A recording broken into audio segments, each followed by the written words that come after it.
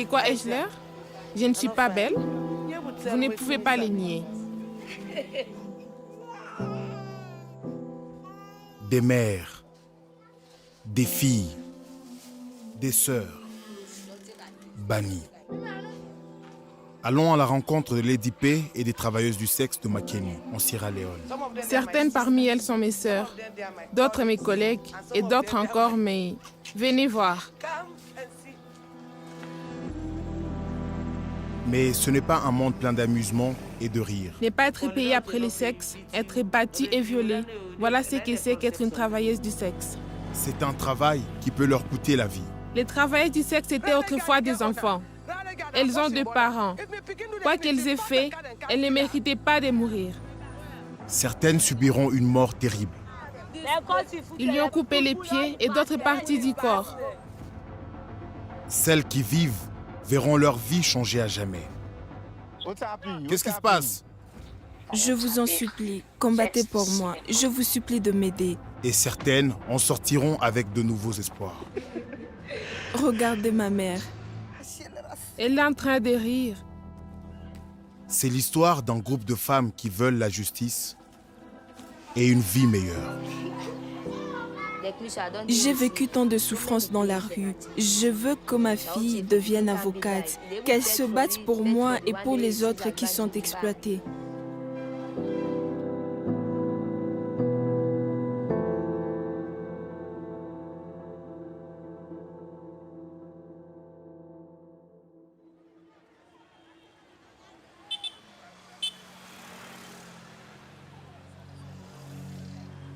Avril 2020. Le coronavirus arrive à Makeni, l'une des plus grandes villes de Sierra Leone. Peu de personnes aident ceux qui tombent gravement malades dans la rue de peur d'attraper la Covid. On les laisse mourir. Les cicatrices causées par l'épidémie d'Ebola il y a 6 ans sont trop profondes. Nous avons vu ce que cette maladie peut faire, même dans les pays les plus avancés au monde. Nous prions pour que ceux qui en sont victimes ne meurent pas. Je m'appelle Tyson Conté. Je suis un réalisateur de films sierra-léonais. Allons voir ce qui se passe. Filmez ça. Makeni, c'est ma ville natale. On peut sentir la panique de la pandémie dans l'air. Nous l'appelons Wahala, un mot local qui signifie peur, crise, chaos. Alors que le virus se propage et qu'un couvre-feu est instauré par le gouvernement, le chaos règne autour de moi. Nous entrons dans la file et vous nous poussez ensuite à l'arrière de la file. Vous nous mettez trop de pression.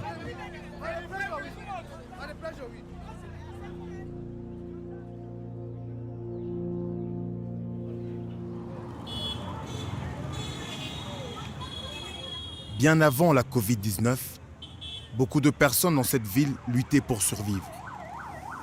Le coronavirus rend cette lutte plus difficile et les travailleuses du sexe de Makeni le savent mieux que la plupart. Aujourd'hui, chaque client compte encore plus que d'habitude. J'ai envie de toi. Vous avez envie de moi? Ouais. Je vous attendrai là-bas.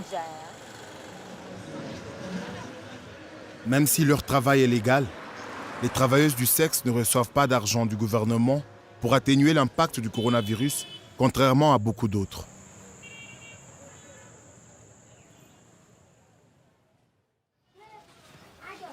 Ces couleurs, j'en ai besoin. De nombreux Sierra-Léoniens pensent qu'il vaut mieux éviter les travailleuses du sexe, considérées comme des personnes immorales, bannies, vivant dans un monde souterrain miteux. De quoi ai-je l'air? Je ne suis pas belle? Vous ne pouvez pas les nier. J'avoue que je pensais la même chose. Mais quand j'ai appris que ces femmes mendiaient de la nourriture, j'ai ressenti de la sympathie pour elles. Surtout quand tant d'autres reçoivent des aides du gouvernement. Bienvenue dans le monde de Lady P. Voici ma résidence. Toutes sont mes locataires, certaines mes sœurs. Certaines d'entre elles sont mes collègues et certaines sont mes... Venez voir. La princesse Koroma, également connue sous le nom de Lady P, a été choisie par les travailleuses du sexe pour être leur maman, leur matriarche. Elle est une force de la nature. C'est ma fille. Elle traverse des moments difficiles. Ce n'est pas facile pour elle. Elle traverse des moments difficiles. Elle n'a pas d'argent. Avant, nous sortions les soirs pour gagner de l'argent. Mais maintenant, il n'y a plus d'argent. À la fin de la journée, nous souffrons. Il parle de la distanciation sociale. Mais comment peut-on obtenir des hommes comme ça? Si on a un homme, on mange, sinon on a faim. Mais les hommes nous fuient, alors nous ne gagnons pas d'argent.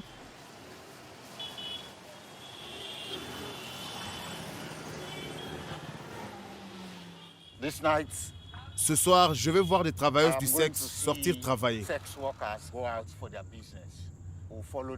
Nous allons les suivre dans la rue et voir où elles travaillent. Il y a plus d'1 millier de travailleuses du sexe à Makeni. Elles travaillent généralement tard dans la nuit et se battent pour survivre.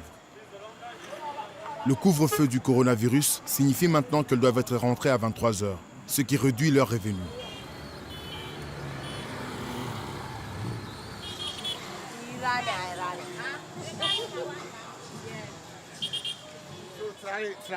Combien auriez-vous obtenu auparavant? Avant Corona, nous avions entre 70 000 et 150 000, soit 7 à 15 $. Mais depuis que cette maladie est arrivée, c'est à peine que nous pouvons atteindre 30 000, soit 3 $. Puis, un rappel choquant des risques que les travailleuses du sexe doivent prendre pour se nourrir et nourrir leur famille.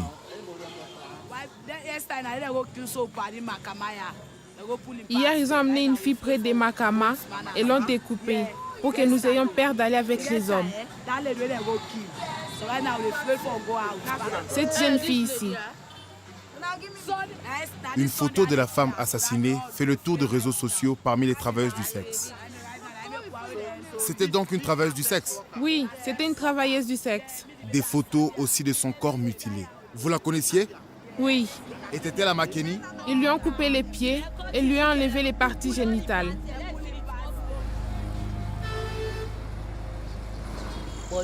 Nous avons peur de cela, de nous faire tuer et de nous faire découper en morceaux.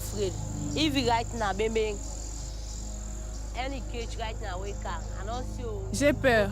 Si j'ai un client maintenant, je n'irai pas loin. S'il me demande d'aller loin, je n'irai pas. J'ai peur. J'ai peur des hommes.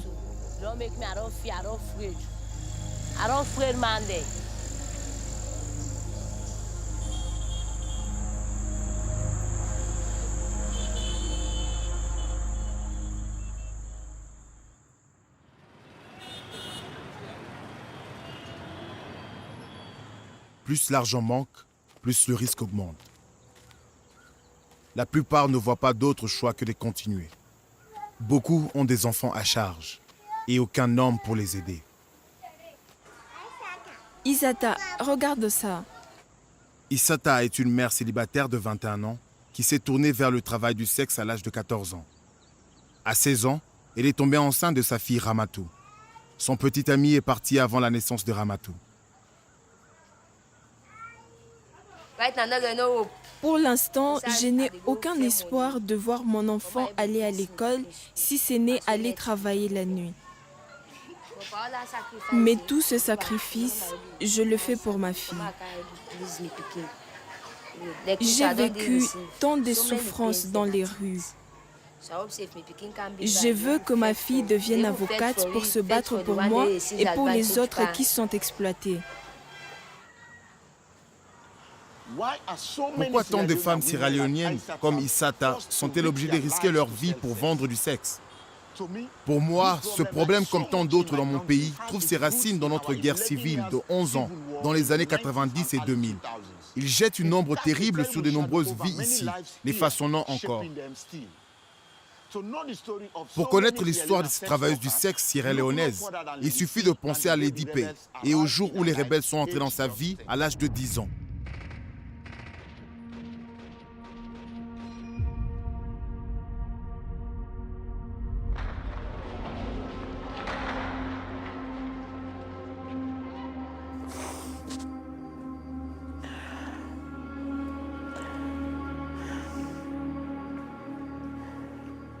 Quand ma grand-mère, ma tante et moi avions fui les rebelles, nous nous sommes cachés dans les plafonds.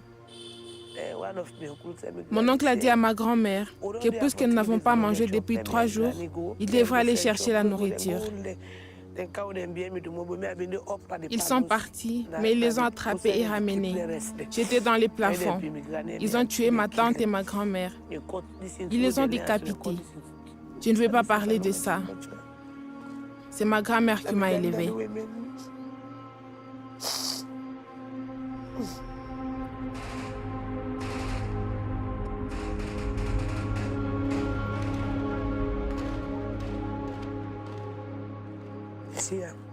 Vous voyez ceci. Ils m'ont attaché pour me tuer pendant la guerre. Vous voyez? Ils ont mis la corde autour de moi. Cette marque vient d'un pistolet. C'est là que les rebelles m'ont tiré dessus quand je courais.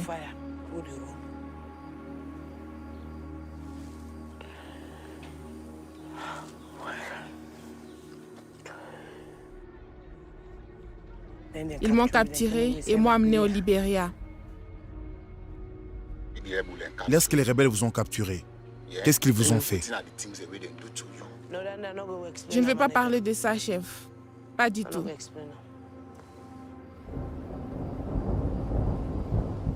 Lady P est finalement retournée en Sierra Leone en 2002 pour trouver le pays dévasté. Mon père est mort et notre situation a changé. J'ai décidé de me lancer dans la prostitution. J'avais 14 ans.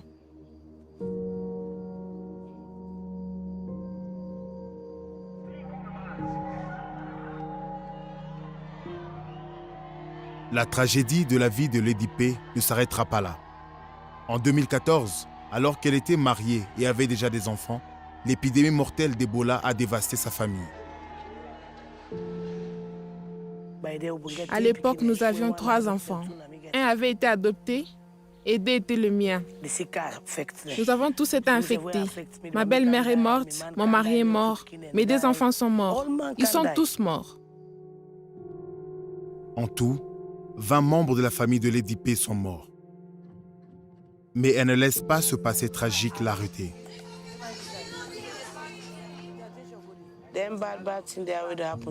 En raison des mauvaises choses que j'ai vécues, de mes expériences de vie, je ne veux pas que ceci arrive aux autres. C'est pourquoi je reste ferme. Je me bats avec acharnement. Je me bats jusqu'au bout de ma dernière goutte de sang pour que les travailleurs du sexe connaissent leurs droits et en jouissent quoi qu'il arrive.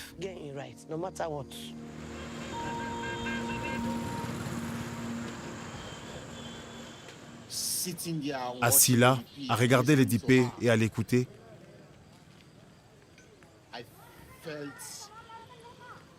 j'ai eu l'impression qu'il y avait un grand fossé entre elle et le reste du monde et qu'elle était l'une des personnes les plus fortes que j'ai jamais connues.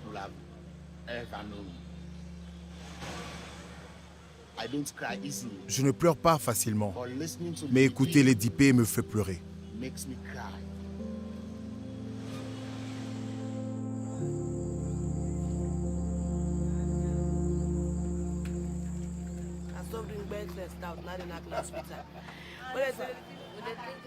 Au fil des semaines, le bilan des décès dus au coronavirus n'est pas aussi mauvais qu'on pourrait craindre.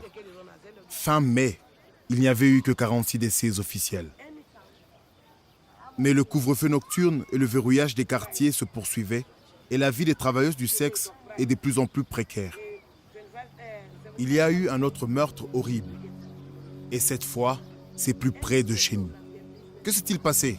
Les hommes lui ont enfoncé un bâton dans le cou et lui ont poignardé.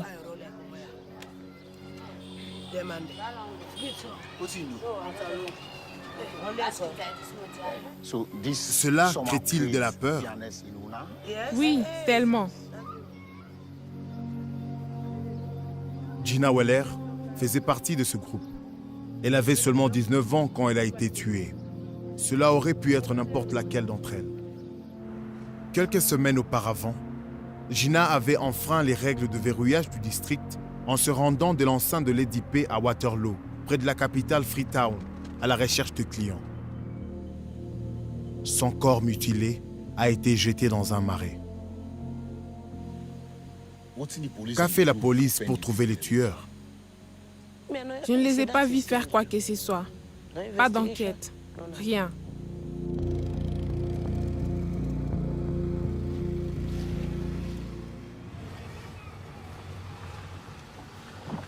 Je recherche la mère de Gina pour voir si elle sait quelque chose sur l'enquête de police concernant le meurtre de sa fille. Pour autant que nous sachions, la police ou le gouvernement n'ont rien fait pour lui rendre justice.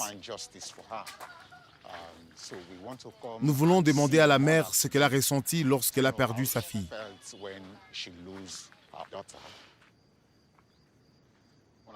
Bonjour. C'est douloureux pour Aïcha, qui est la mère de Gina.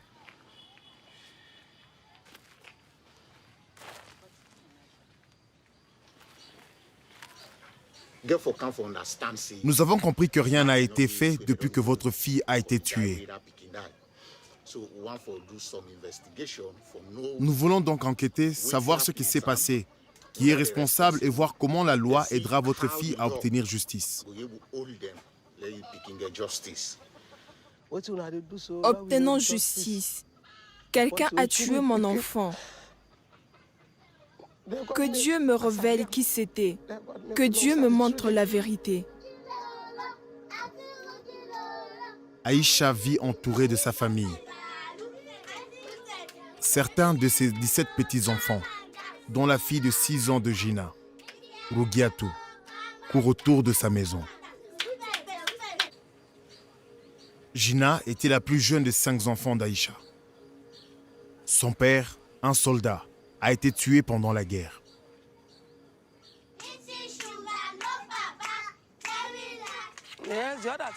Un jour, elle m'a dit, « Maman, si Dieu me donne une longue vie et la santé, je serai quelqu'un. » Elle m'a dit, « Je t'aiderai. » J'ai l'impression que ses amis l'ont poussée. Ils lui ont montré les boîtes de nuit et ont poussé mon enfant dans cette vie. J'étais inquiète pour elle parce qu'elle était ma plus jeune enfant. Aïcha doit maintenant s'occuper de Rugiatou. Ma mère et mon père sont morts maintenant. Il ne me reste que ma grand-mère. Si ma grand-mère meurt, tout ce que je peux faire, c'est aller mendier dans la rue.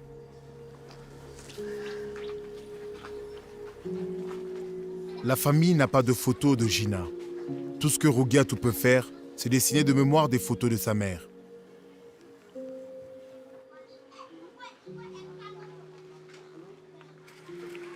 Jouiez-vous ensemble? À quoi avez-vous joué? Nous nous asseyons ensemble et nous sourions et rions. J'aimais ma maman parce qu'elle m'aimait.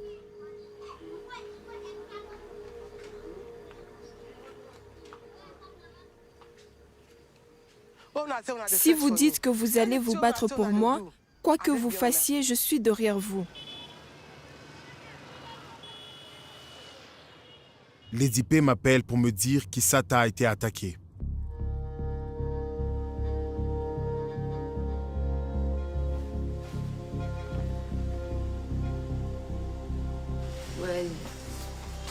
J'ai rencontré un homme dans la boîte de nuit.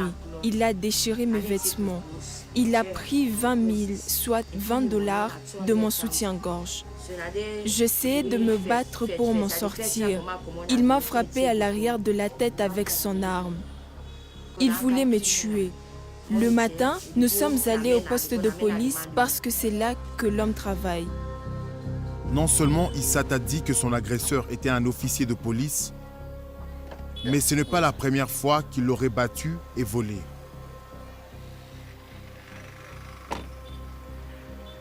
J'emmène Issata à l'hôpital pour des soins. Les médecins rédigent un rapport médical officiel qu'Issata utilisera pour porter plainte contre l'agent.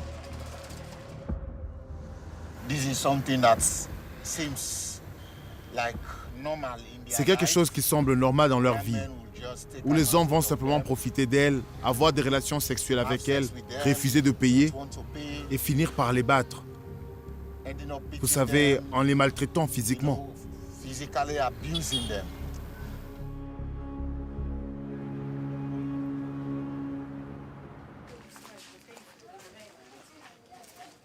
Une semaine plus tard, Issata n'est pas en forme. Issata est là? Oui, elle est ici. Est-ce qu'elle va bien? Elle ne va pas bien depuis que les policiers l'ont bâtie au club.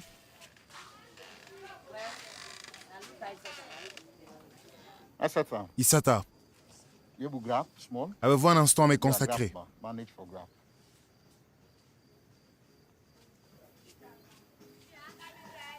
Alors, comment vous sentez-vous? Je sens de la douleur dans mon corps. Ça fait mal. Mon œil aussi. Elle ne va plus en boîte de nuit. Depuis qu'il l'a battue, elle reste ici.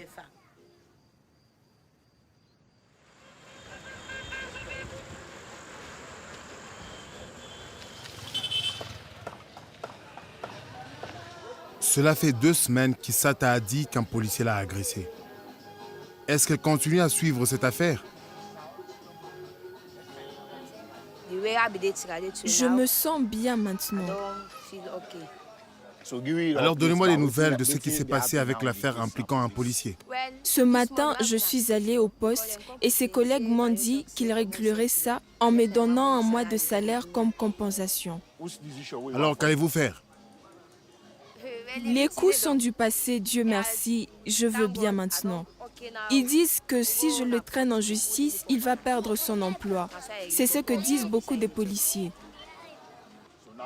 Alors maintenant, vous avez pitié de lui?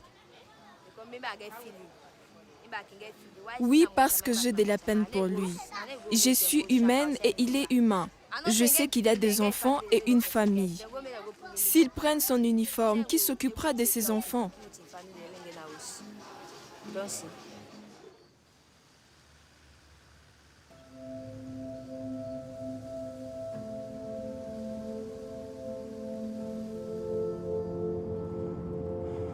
Sans nouvelles de la police depuis que Gina a été tuée, sa mère Aïcha a besoin de réponses. Elle veut voir l'endroit où le corps de sa fille a été découvert à Waterloo.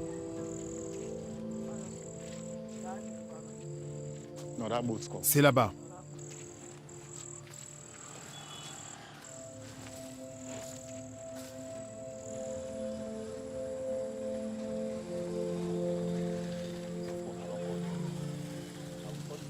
Je me sens mal en ce moment. Un être humain a pris une corde et l'a attachée autour de son cou, juste ici. Les travailleurs du sexe étaient autrefois des enfants. Elles ont des parents. Quoi qu'elle ait fait, elle ne méritait pas de mourir.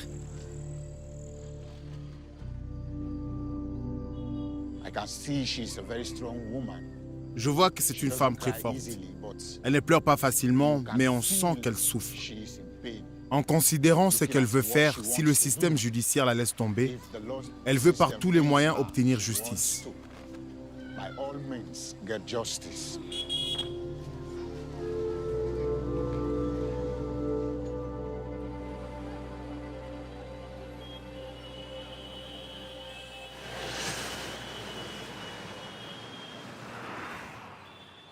La police de Waterloo est chargée d'enquêter sur le meurtre de Gina. Aïcha et moi discutons avec les enquêteurs. 4 mois après que Gina a été tuée, nous apprenons qu'il y a eu peu de progrès et que son corps est toujours à la morgue. L'explication de la police semble étrange. Nous revenons du poste de police de Waterloo. L'officier de police judiciaire qui s'occupait du cas de Gina nous a dit que la police n'avait pas ouvert d'enquête parce qu'elle n'avait pas trouvé les membres de la famille de Gina qui étaient censés aller à la morgue et payer l'autopsie. Et que tant que cela ne sera pas fait et que la cause du décès ne sera pas déterminée, la police n'ouvrira pas d'enquête.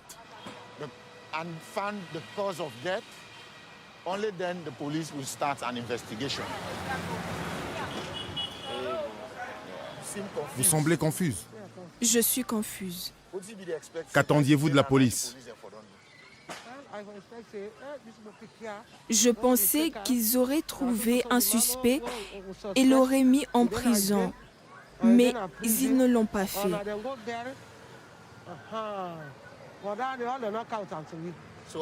Alors, en ce moment, qu'avez-vous décidé? J'ai décidé de tout oublier et de rentrer chez moi. La police a dit c'est une négligence. Vous avez négligé le corps de votre fille. À la place de Mamie Aïcha, une pauvre femme qui ne sait rien de la loi, vous auriez eu peur. Vous auriez pensé, peut-être que la police peut s'attaquer à moi. Elle préfère rester à l'écart et laisser les choses telles qu'elles sont, car elle sait qu'elle ne peut rien faire pour ramener sa fille.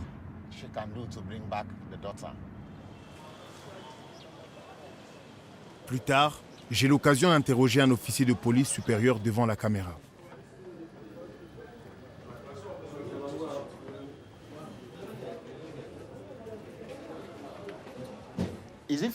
Est-il juste que les familles paient pour l'autopsie? Est-ce vraiment le cas? Je ne sais pas ce que dit la loi. Si la loi dit qu'ils doivent payer, ils paieront. Si la loi dit qu'ils ne sont pas censés payer, s'ils paient, alors c'est injuste. Mais je ne sais pas ce que dit la loi. Quelle garantie pouvez-vous donner à la mère que justice sera faite? Il y aura une enquête équitable de la part de la police. Et croyez-moi, si nous sommes en mesure d'obtenir les preuves et les faits que nous recherchons et de mettre la main sur celui qui a fait ça, faites confiance à la police pour que nous poursuivions cet individu en justice.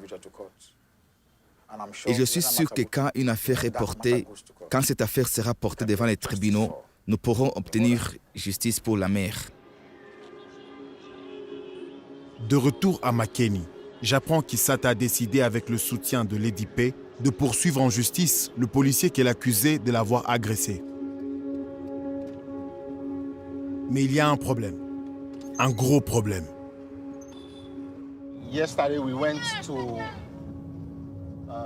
Hier, nous sommes allés suivre Lady P et Issata, avec comme programme d'aller voir la police pour savoir quand cette affaire sera confiée au tribunal.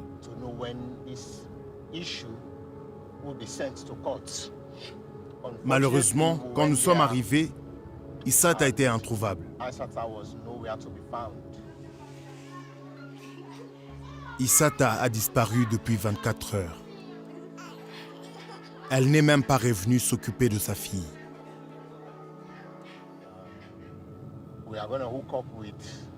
Nous allons rejoindre Lady P pour essayer de voir comment continuer à chercher Issata.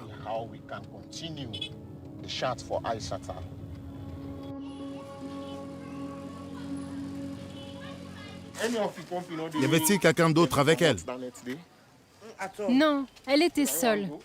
Quand on travaille, il faut parfois y aller seul. Avez-vous vu Issata? Issata n'est pas là. Je ne l'ai pas vue depuis des jours maintenant. Je ne sais pas où elle est allée.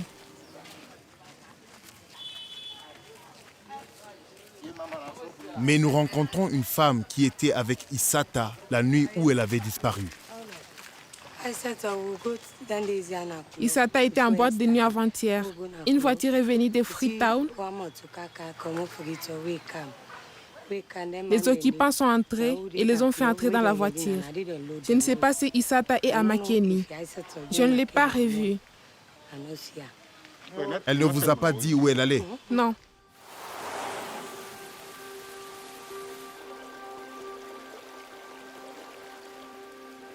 Les jours passent et aucun signe d'Issata. Aucune piste. Lady P et moi avons décidé d'aller à Freetown pour voir si nous pouvons la trouver. Le fils de Lady P, Prince, nous accompagne. Nous nous séparons et nous parcourons les rues à la recherche d'informations sur elle. Pendant 2 jours et 2 nuits, nous avons cherché. Nous savons qu'elle est à Freetown.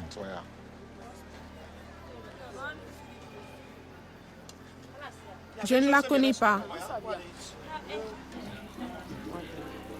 Puis nous rendons visite à une amie de Lady P appelée Mama Juice. Une de ses filles est très branchée. Elle a peut-être vu quelque chose. Bonjour. Bonjour, je suis venue à Freetown pour chercher cette femme. Elle s'appelle Issata. Je ne connais pas ses noms, mais décrivez-la moi. D'accord, la fille dont je parle est petite, la peau claire, les cheveux courts, les cheveux teintés. Oh, cette femme! Ouais, c'est celle qui résistait. À cause de sa résistance, les gars l'ont amenée avec les autres dans la nuit. Quoi? Ils sont déjà partis? Oui. Ok, bye, je t'aime, à plus tard. A-t-elle dit quelque chose sur les hommes qui les ont emmenés? Ils ont dit qu'ils ne connaissent pas les hommes. Elle vient de dire que ces hommes ont monté un coup pour amener les femmes à Banjul.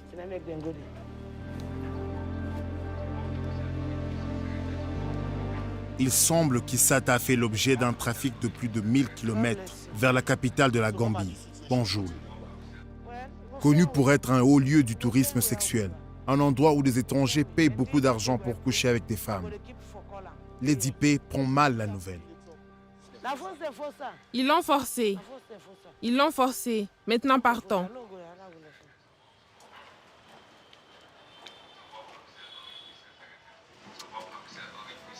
Maman est perturbée par ce qu'elle vient d'entendre et ne veut pas me parler maintenant.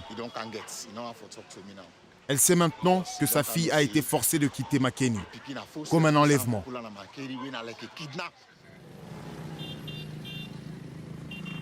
Plus tard, après qu'elle s'est calmée, je découvre pourquoi Lady P est si inquiète.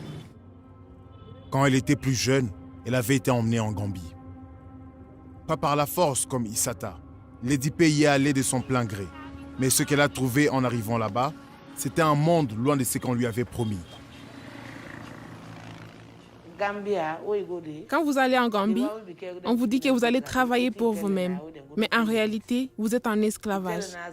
À cause des choses que j'ai vues arriver aux femmes là-bas, je ne veux jamais qu'une de mes filles y aille.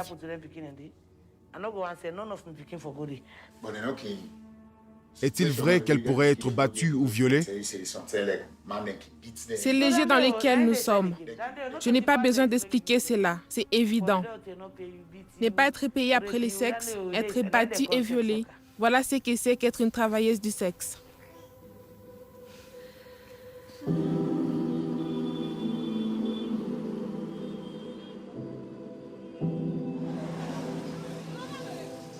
Deux mois s'écoulent sans aucune nouvelle d'Issata.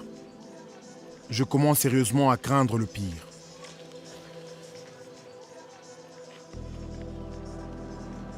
Et puis soudain, Issata donne signe de vie.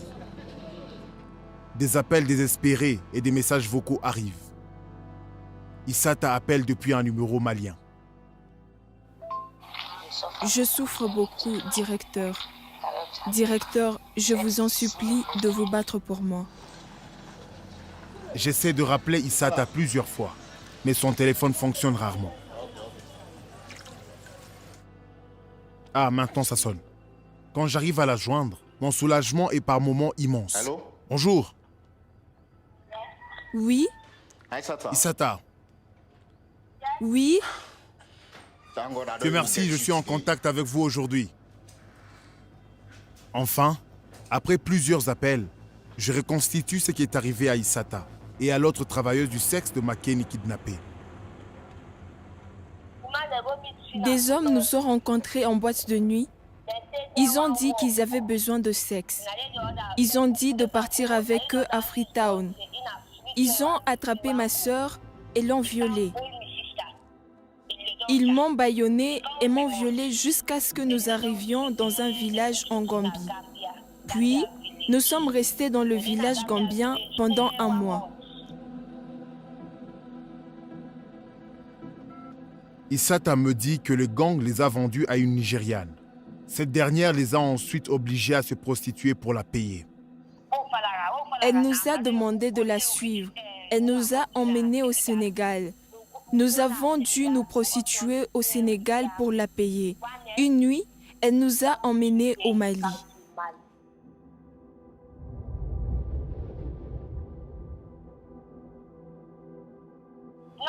Elle nous a abandonnés ici. Il n'y a que ma sœur et moi dans le village. Juste vous et votre sœur? Oui, Quel est son nom? Ike. Issata m'envoie des photos d'elle et d'Ika dans un village du Mali, qui, dit-elle, a été construit autour d'une mine d'or. Mais ce n'est pas un endroit sûr. Issata dit qu'elle et Ika sont régulièrement violés par des mineurs. Si vous refusez, que font-ils? Nous acceptons afin de ne pas perdre la vie. La façon dont ils nous abordent, c'est comme s'ils voulaient nous tuer, à moins que nous n'acceptions.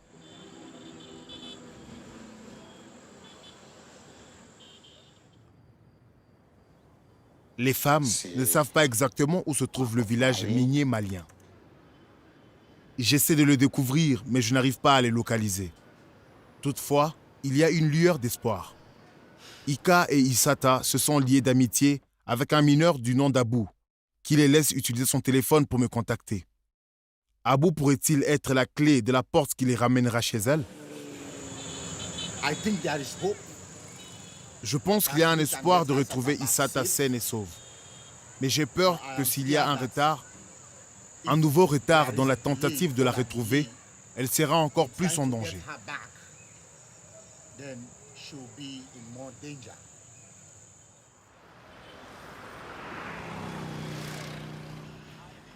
Lorsque Issata a disparu, sa mère, Poche, une marchande, est intervenue pour s'occuper à plein temps de la fille d'Issata. J'ai hâte de la rencontrer pour lui parler du trafic d'Issata vers le Mali, mais ça ne se passe pas comme je l'avais prévu.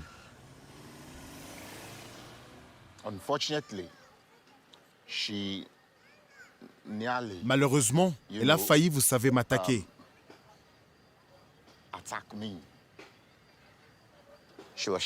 Elle me criait dessus. Elle a honte de la vie que vit sa fille. Elle m'a dit qu'elle a tellement essayé d'éviter que Issata devienne travailleuse du sexe et que ses efforts ont été si vains que cela la met en colère. Si la mère biologique peut renoncer à sa fille, la première fille, le premier enfant, cela montre qu'il est facile de renoncer aux travailleurs du sexe dans la société, de ne pas s'occuper d'eux, de ne pas leur apporter le soutien dont ils ont besoin.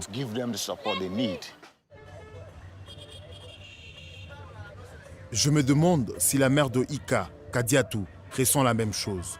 J'espère que non. Je me rends à ce que je pense être la bonne adresse. Bonjour. Bonjour.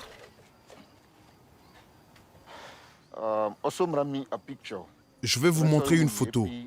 Pouvez-vous me dire si c'est votre fille?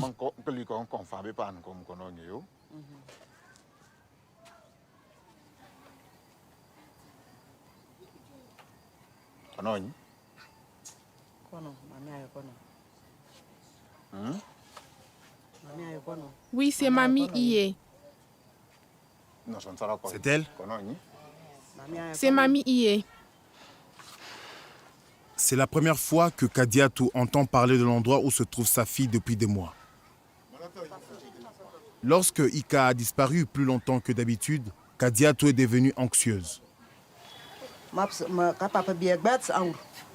Les soirs venus, elle sort généralement. Elle peut être partie 2 ou 3 jours. Mais cette fois, elle a disparu. Elle est partie et m'a rien dit. J'ai tellement pleuré. J'étais inquiète et j'ai même perdu du poids. Est-ce votre seule fille? C'est la seule fille que j'ai. J'ai aussi un fils.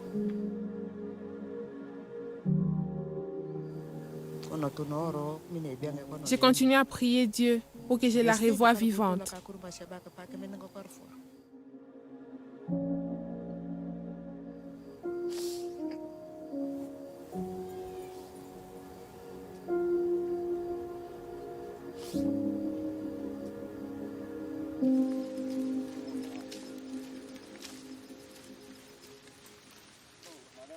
L'histoire de Lady P est à bien des égards l'histoire de la Sierra Leone au cours des 30 dernières années.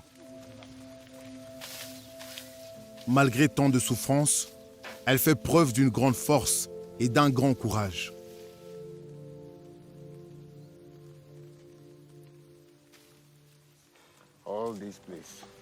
Tout cet endroit est un lieu de sépulture, un lieu plein de tombes.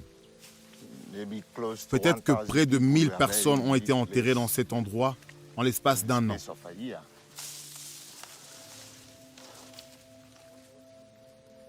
Parmi les tombes se trouvent celles des plus proches parents de Lady P. Mais cela fait de nombreuses années qu'elle n'est pas venue ici. Et maintenant, le site est envahi par la végétation. Ma famille est quelque part là-dedans. Mon mari est quelque part là-dedans. Mes enfants aussi.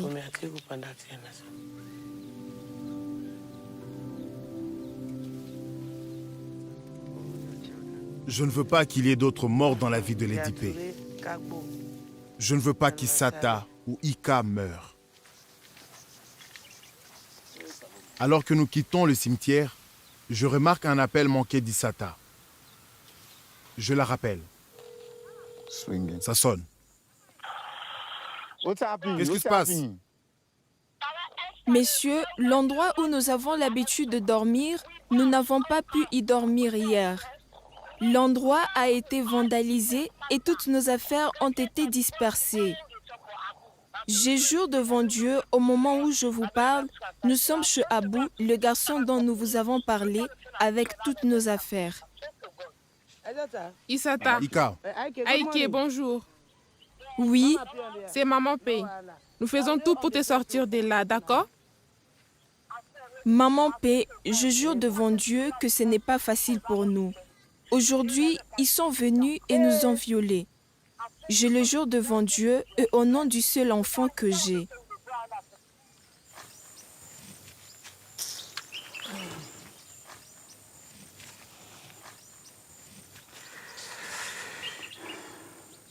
Allons les chercher. Ce sont de jeunes filles. Les hommes les utilisent et ne paieront pas. Nous devons les récupérer. Elles vont mourir là-bas. Il faut agir.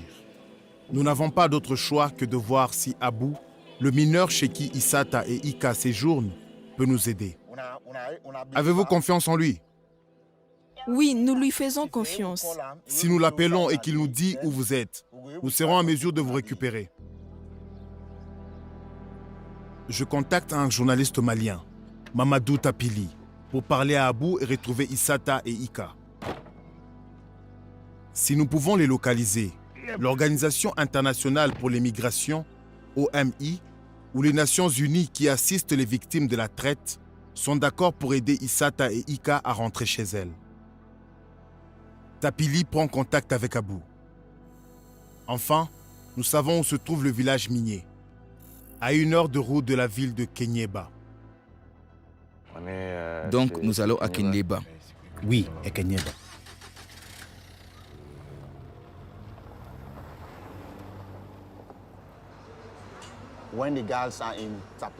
Quand les filles seront entre les mains de Tapili, nous serons tous sûrs qu'elles sont en sécurité.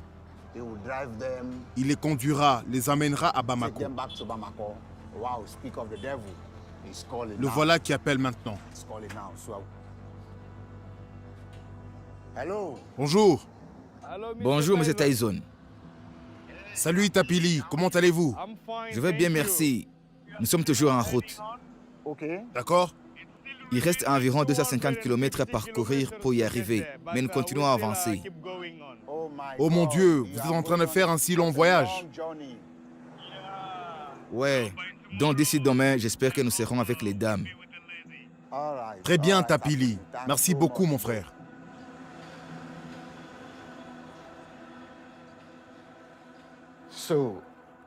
Alors c'est aujourd'hui. Je viens d'apprendre de Tapili qu'il a quitté Kenyeba et qu'il se dirige vers le village, à environ 40 km. Et il espère y être dans 1 heure.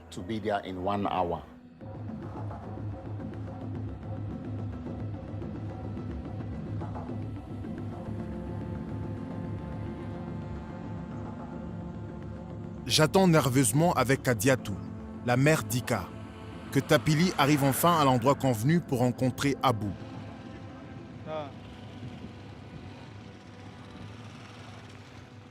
À bout. Ouais. Les filles sont par là. Ok.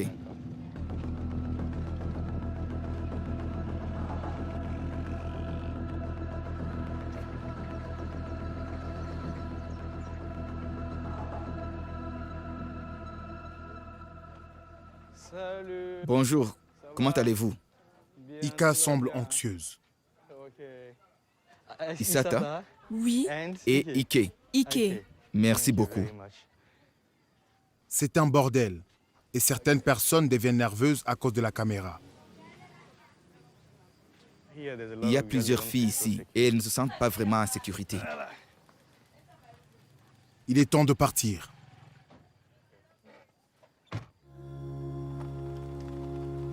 Après 3 mois, les femmes sont enfin en sécurité et en route pour une prise en charge par l'OIM à Bamako, la capitale du Mali. Un pas de plus vers le retour à la maison.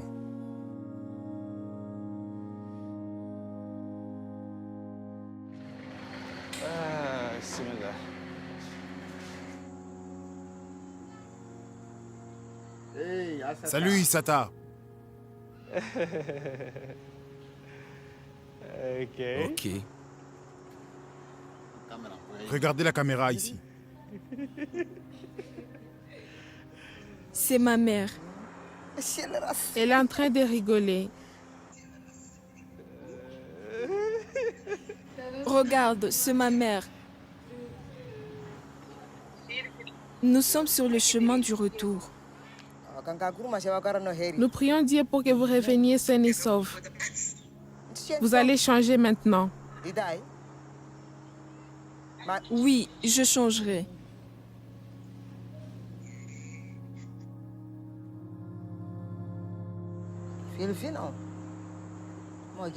Le bonheur que j'ai aujourd'hui, c'est comme le jour où je lui ai donné naissance.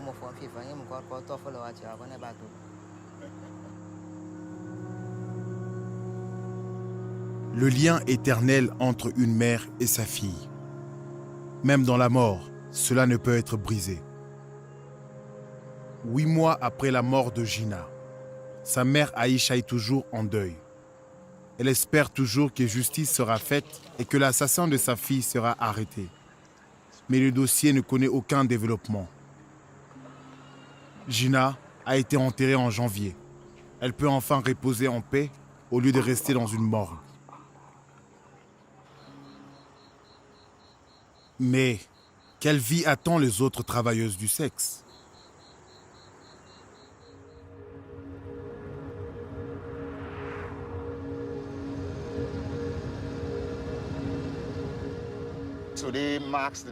C'est aujourd'hui que nous allons accueillir Isata et Ika. Elle rentre chez elle après plus de 6 mois.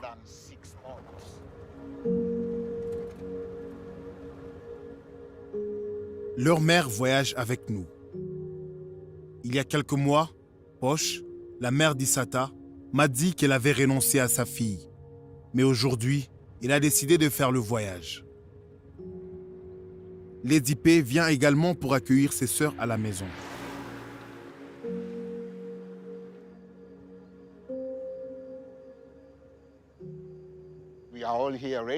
Nous sommes tous ici prêts. Les parents sont dehors et attendent leur fille. Elles sont impatientes. C'est une joie. Vous savez, c'est une célébration pour moi dans mon esprit, dans mon cœur, parce que je ne pensais pas que ça allait se passer comme ça. Nous sommes heureux que ces filles reviennent enfin.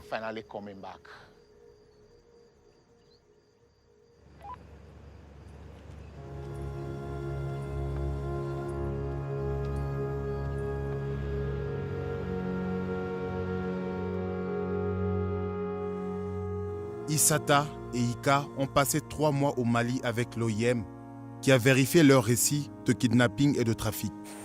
Elles doivent remercier les Nations Unies de les avoir ramenées chez elles. Vous voici donc. Le moment est enfin venu de rencontrer leur mère. Et bien sûr, Lady P.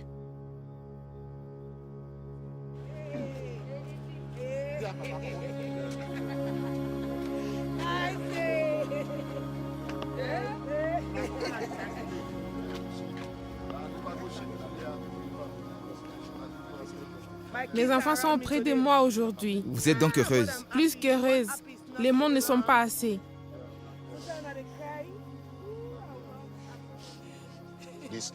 Ces vies qui ont failli être perdues, on les a retrouvées. Elles reviennent en famille. Aujourd'hui, les mères ont leurs filles et les filles ont retrouvé leur mère. J'ai vu la mère d'Issata pleurer. Au fond de son cœur, elle a encore de l'amour pour sa fille.